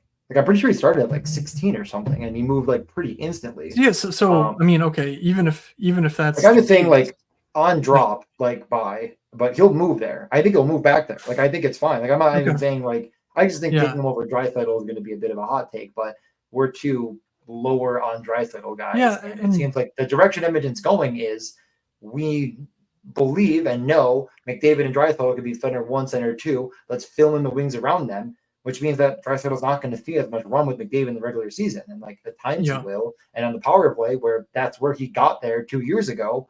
It could still happen. I'm not saying it can't, but I can see a narrative of ending up with a lot less Leon because of all that. So I think it's fair. I'm not sure where I'll end up on the exact positional ranking of where Draisaitl will fit, like because I think he'll go 4 still, and it's gonna be hard for me to jump on him when okay, I do agree with you that there's yeah, at least 2, if not 3 guys that you could go before him and feel good about. So moving yeah. on though. I will say, I will admit that Kucherov, Kaprizov, they might be a bit hot takey over Draisaitl. If you're taking Leon Draisaitl over David Pastrnak, I think you have rocks in your head. All right. Well, So number 8, I think Philip Forsberg's going to be up there. I yeah, have Forsberg at number 8. I think that the way the team is trending, the performance he put on last year, maybe I'm wrong, but I think Forsberg should be in the first round. And, I'm looking at the names that I have here, including the guys who went in the first round last year, some notables, and then who else I have ranked in my top 12. I'd rather have Forsberg than all of them. So, kudos to you. You nailed Forsberg last year. He was incredibly powerful all season long. He did well in the playoffs. Like, it was just an absolute smash fest for the Philip Forsberg Slappies. I'm, I was happy to be one last year, but you were the chief Slappy, and I Yes. think this year I'll be leading the charge on Phil Forsberg. By the way, in the playoffs last year, Nate McKinnon led the league in playoff scoring. It went McDavid, Forsberg, Brady Kachuk, Panarin, Matthews. And Forsberg was a solid third. McKinnon were 1 and 2 up here.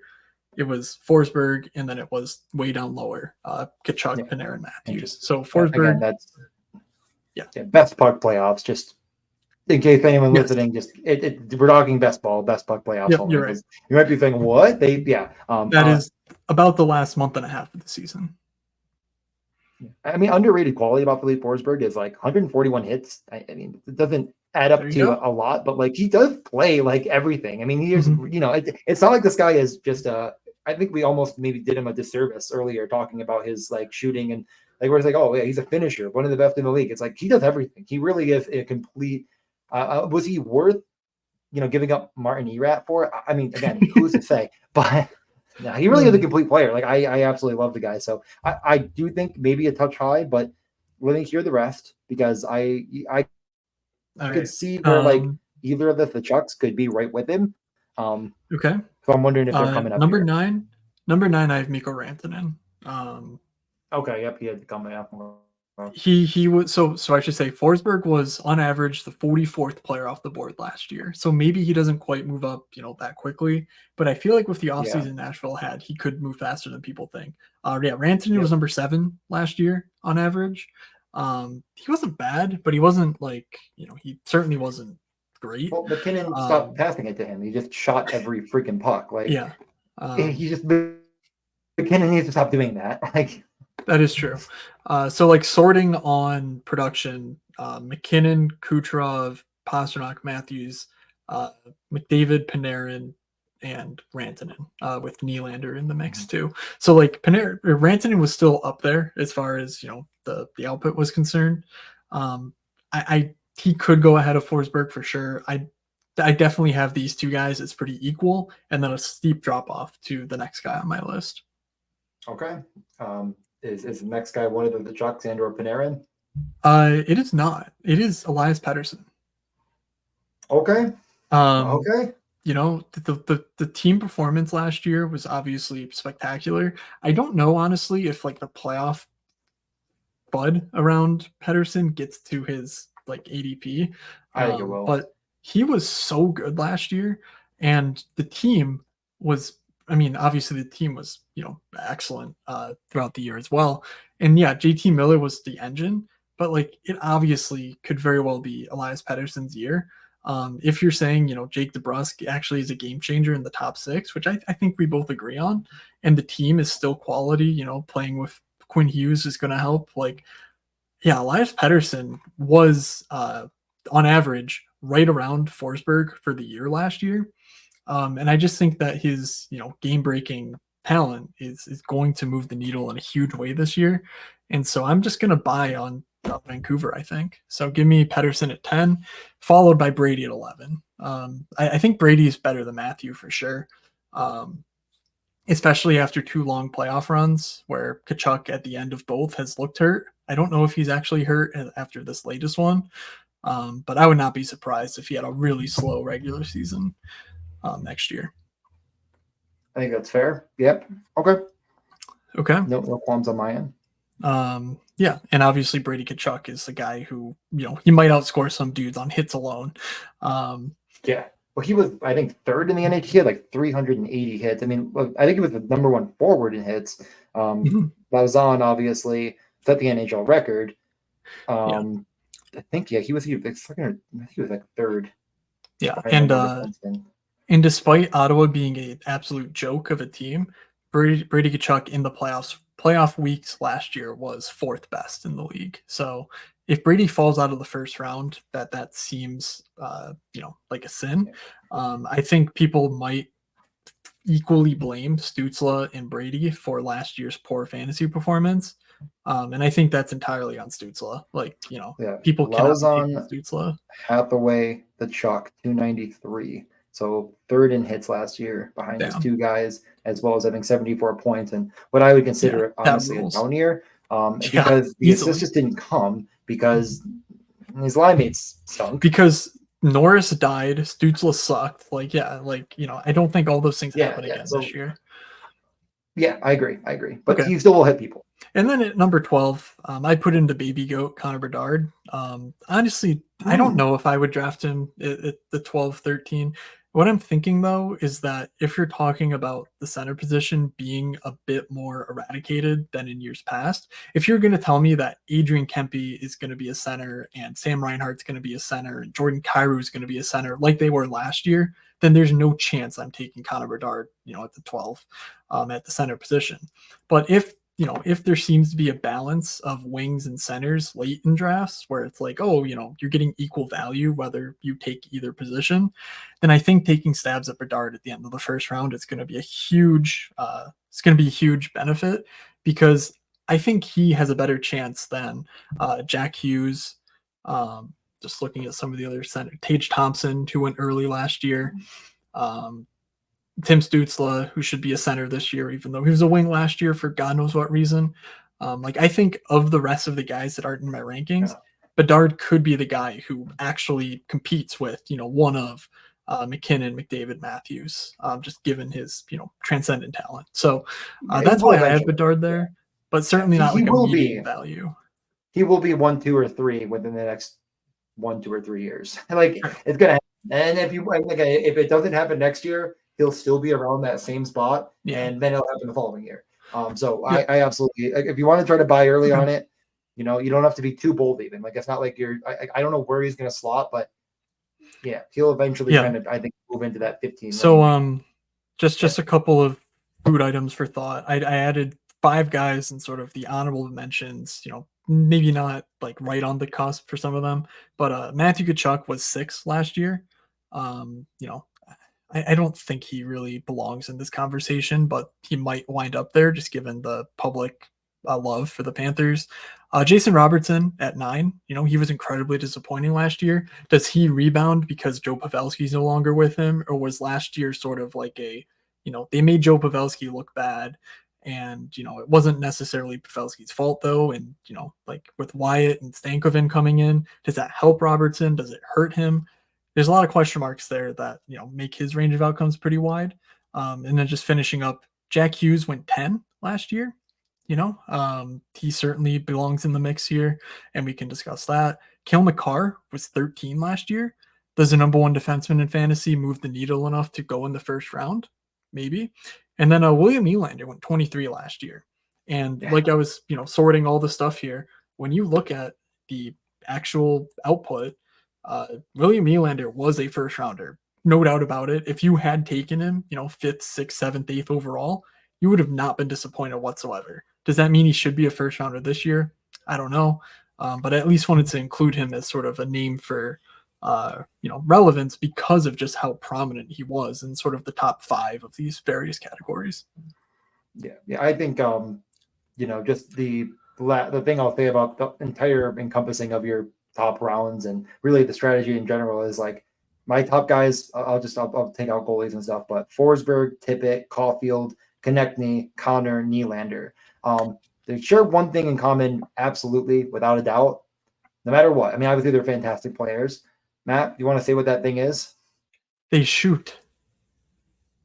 They shoot a lot, and even though I missed something, I missed on Panarin entirely. I had very, very little, and I missed on him. You can recover from missing that big by getting other guys like Forsberg at a high clip, like getting Tippett at a high clip that have that kind of upside. Now, that's the way I'm going to be drafting every year. That's the way I'm going to do it, and people will eventually continue to catch on. And these ADPs, all these guys are rising over time. So, but again, that's how I do things. And that's gonna kind of teeter into our next thing, unless there's anything else you want to add. Our last thing. No, because we're at an hour 30. No, nothing else. By the way, pretty quick. Hold on. I'm just gonna, let me plug. let me plug. I will tweet out with the podcast my top 12 in ADP. If you want to come argue with me about it, do so on Twitter, do so in the Discord. Let's get this popping off because it is time. Engagement farming. It is time to take over from these NFL dweebs that are arguing about like the third wide receiver on the Las Vegas Raiders or whatever. Like, who gives a shit? Like, oh my god, I cannot believe If I there's so see much money in another football. tweet about Josh Anyway. Reynolds, I'm gonna throw one of my monitors out the freaking window. Who cares? Okay. They're like, I mean, fun. Like, it's not. It's fun to gamble on football, but it's so far away. Yeah, like yeah, it's just like stupid. Okay. Whoa, whatever.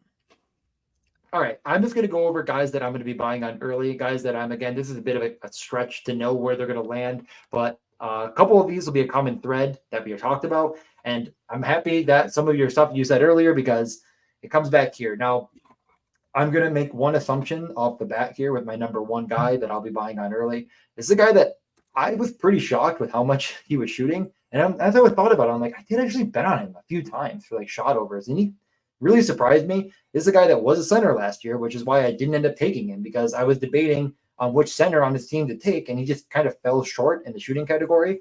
But fits really well with another guy that you already mentioned. Do you want to take a guess at this one, or you want me to just say it? Just say it because I honestly wasn't listening. Matt Barzal. I mean, it's a guy that was basically going undrafted last year, mainly because he was a center.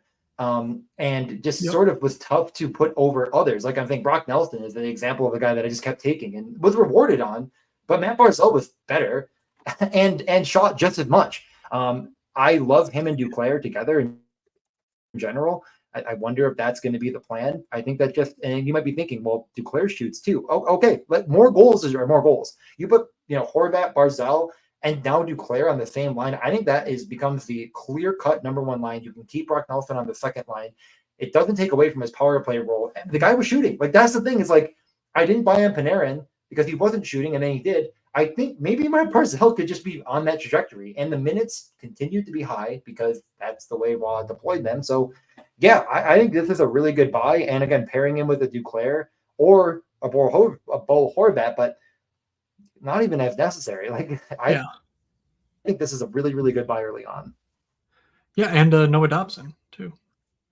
And obviously Noah Dobson. The number one point, I believe he had number one in points for defenseman last year. Was he 2? Yeah, Quinn Hughes was definitely number 1, right? Oh, Quinn. Quinn. I think it was 1, 2, or 3. It doesn't matter. But Dobson was, I think, like we forget he had like 80 for sure. Something. I think he had 90 points. It's something ridiculous. Number 2 is because of how high I am on Kirill Kaprizov, like Joel Eriksson Ek. I think that'll stick. I imagine it would. I just feel like he was going later and later in draft, kind of falling down boards because he was a center. Maybe it won't be the case next year with some centers coming out to be wingers as they naturally are, but Eriksson Ek won't. I think that is one of the best 1-2 pairings because if you get that elite top 8, maybe even top 5 year from Kirill Kaprizov that definitely exists, Joel Eriksson Ek is going to be invaluable along in that mix. He shoots the lights out of the puck. This is a guy with top, tier shooting percent or rates, along with playing with one of the best players in the world. And I think we'll just be very undervalued early on. Any thoughts on either of these two so far? Which is good. Yeah, I will say Count MC, by the way, congrats to him for winning the playoff Zamboni contest. But Mano19 in the Discord literally included Joel Eriksson Ek, a projection for where his ADP will be in, at launch, and he had 96 as his ADP. Yep. I'm guessing to you that seems like a massive buy. That feels like a massive buy. Exactly. Yeah. I think it could even be worse than that. I could see him being, 110s. He missed some time, I believe, last year, and not a great team. We'll see where he lands. But yeah, a massive buy. If he's anywhere outside, I mean, I'd probably put him in the 60, 70 range at least.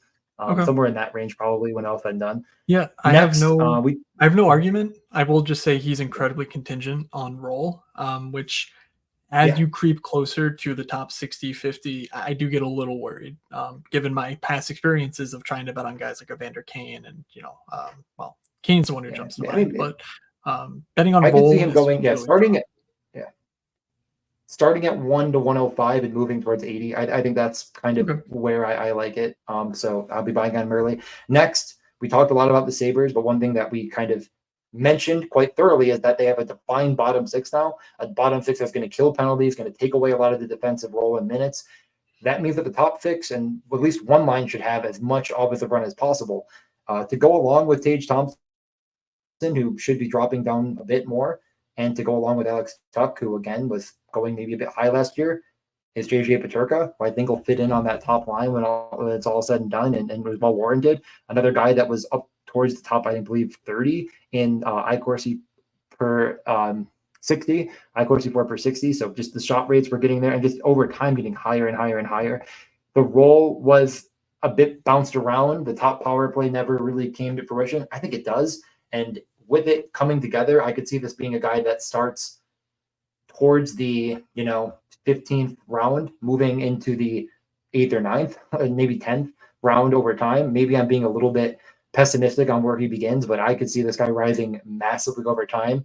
And it's just a guy that, while we did see it somewhat last year, we didn't see enough of it to maybe move as many eyeballs, and maybe people just will take other stabs at who's on that top line, but I believe it's Peterka. Yeah. I feel like Peterka is going to be the only Sabre that gets like that astronomical leap in ADP. Yeah. Maybe I'm wrong, but because he was so public at the end of last year, like in DFS and in battle royales and whatnot, and like you're saying, I think the entire top six will be super beneficiaries of it. And I'm not convinced that Peterka is going to just instantly replace Skinner on the first power play. I think it's very possible that Jack Quinn could as well. Yeah, So that'll that's be the other something in guy. training camp that I'm super interested in. Lindy Ruff, in some interview that I watched, said that he was very committed to setting a 5-man power play one and letting them figure it out. Meaning, like, it doesn't seem like he'll want a revolving door, which is good news because, once we see something in training camp, hopefully it'll stick for a while. And so maybe Jack Quinn is a bit too thin to leap on immediately, but I feel like, based on what you were saying, the way I internalize that is I think Peterka's ADP might be a bit high, and that I think Jack Quinn is relatively similar and will have a much lower ADP. So, like, I would probably see myself going in on him if I want a piece of the Sabres. I think both are fine. Next, sure. we covered it pretty thoroughly, but Jake DeBrusk, wonder where he starts. That's going to be the question mark, but I really don't foresee a future where it's not way below where I'll have him ranked. Or higher. The number will be higher. The ADP number. He was a 115 last year. Yeah, I wonder what it'll be to start, but if it's around there, I'm going to have him lower because top six in Vancouver, and I think it's very cemented that he'll be top six, top power play, alongside, we've already mentioned all the players that he could be playing with, and all of them are fantastic. So no need to harp on that too much. And finally, and this is a bit of a debate for me, because I like both of them so much, and I just feel like I'm going to be leaving every draft with one.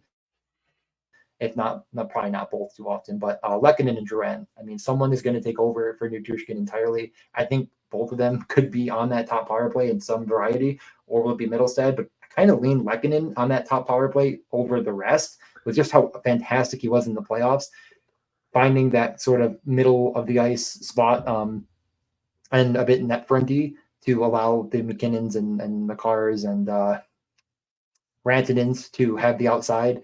I love Lehkonen. I think Duran is totally viable. A guy that I didn't maybe take enough of last year based on everything. I'll be buying in this year, but I think I like Lehkonen just a bit more. Wonder where they slot in ADP wise. Yeah, and wonder how much clarity we get on the Nichushkin situation, like before the start of the regular season, because that'll, I think, have a big deal as well, a big impact on. Really surprised if he plays again in the NHL, to be honest. But I don't know any details, so we'll see. Hopefully, interesting. Falls well with him and everything else, but we'll keep an eye on it. Yep, Lehkonen is always a plug and play type guy, and the thing on Druin that was interesting is that last year, he was the pass only guy for a long while, and then when you plot his like 5-game rolling shot rate, it just went up and up and up and up and up. So it does seem like he was gaining confidence and he was shooting more, which clearly will lead to more goals, to more shot points, things like that are very useful from a fantasy perspective. And so that is something that I'm sort of, maybe even going to be like, oh, can I grind the, preseason shot attempt numbers just to see if there's any sort of additional signal to the fact that Juwan's just going to shoot more than the historical rates that we have on him. All right, I'm going to give 4 defensemen, but 2 we've already talked about enough to where we don't just anything more. Shane Gostisbehere and Mikhail Sergachev don't have much more to add on it. I've gone over it in detail. I think both of them will be great buys early on. 2 that are a bit off the radar. One of them I'm kind of between 2 guys on, and I'm going to start with saying that I've been sort of low compared to everyone else just in general on this player, because I think that the playoff hype on this guy might actually hurt this prediction. But Florida did lose Montour. They did lose OEL. Who's going to be the top power play? Who's going to be the biggest catalyst there? I'm probably going to buy an Ekblad and Forsling, but I do think it would be disingenuous not to take a good hard look at where Forsling slots in ADP-wise to start the year, because he does have great rates off the point. He kind of shoots from anywhere. He does obviously have great skating ability. He does block shots. He does play a ton of minutes.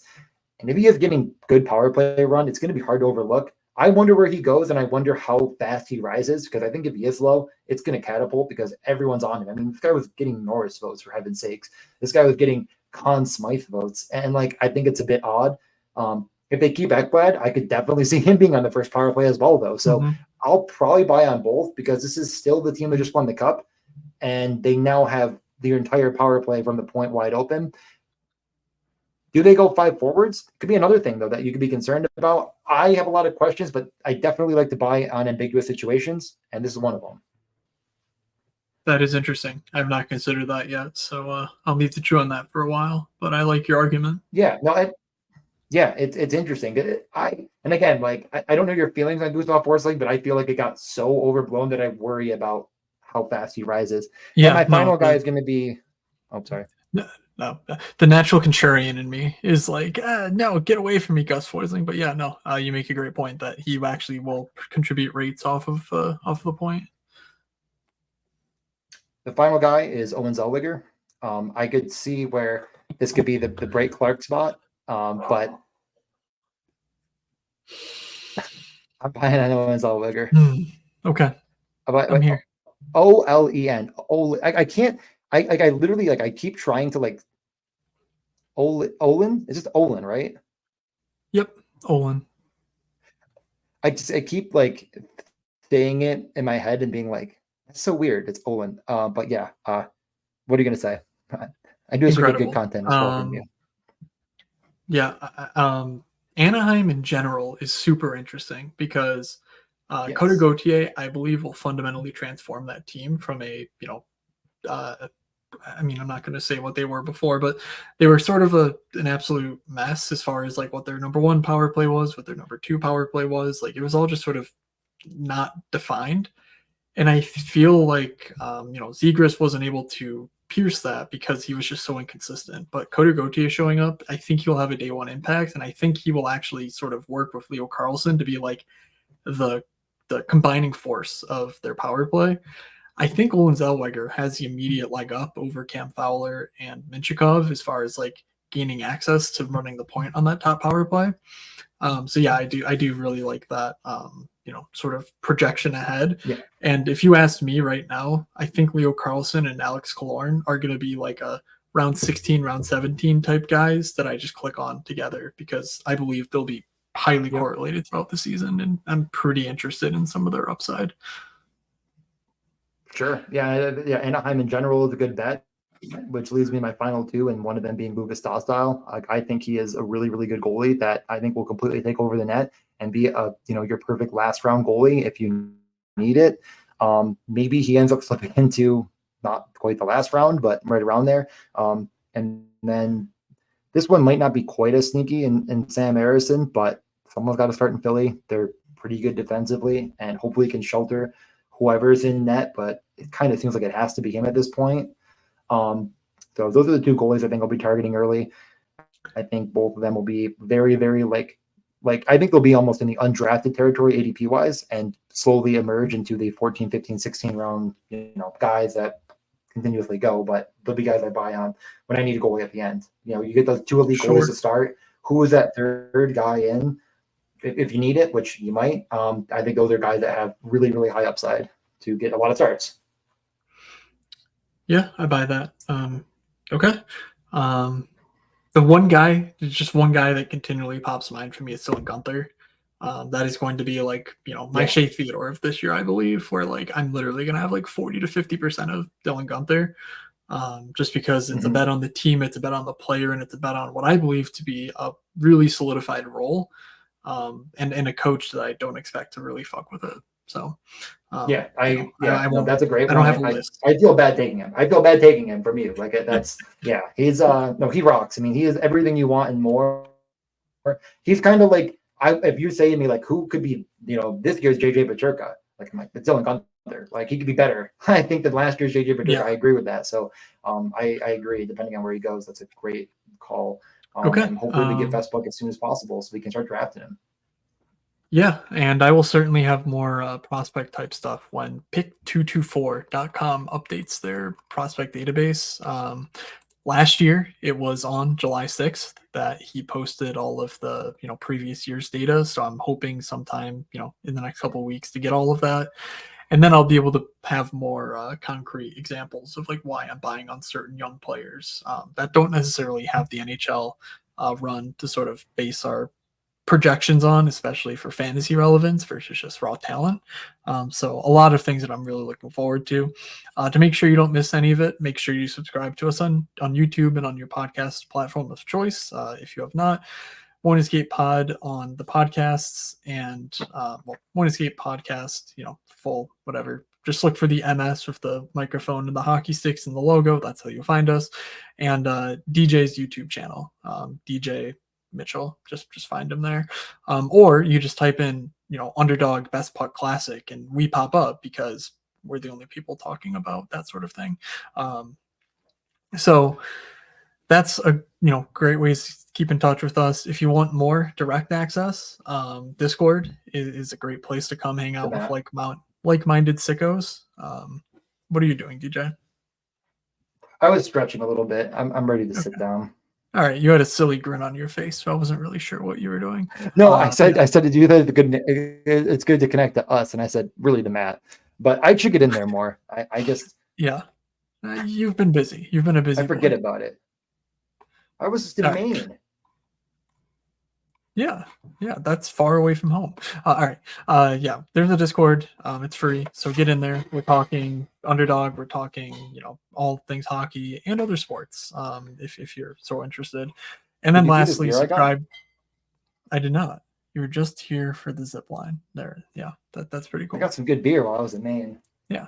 And then make sure you subscribe to my newsletter. I'm planning on hosting most of my underdog content on there, as well as, any additional season preview type stuff that I write up. So all the analysis that I'm trying to do, I'm hoping to put it in newsletter form before turning it into, video content and things like that will sort of just discuss more vaguely. It'll be written contest first. And so that is primary points, moods.beehive.com. It's linked in the description and on my Twitter and whatever else. So the final thing you should do is follow us on Twitter I'm at Fake Moods, DJ's at DJ_Mitchell94. DJ, anything else you want to say before we go? And stuff coming to buckluck.com as well. So just keep your eye out. I'll post up. Bang. It'll go there and you'll have it. And we'll talk soon. I got to go eat dinner and make a phone call. Awesome. Alrighty. Thank you all for listening. From Doug, from DJ, from myself. Have a good summer, everybody. And we will see ya.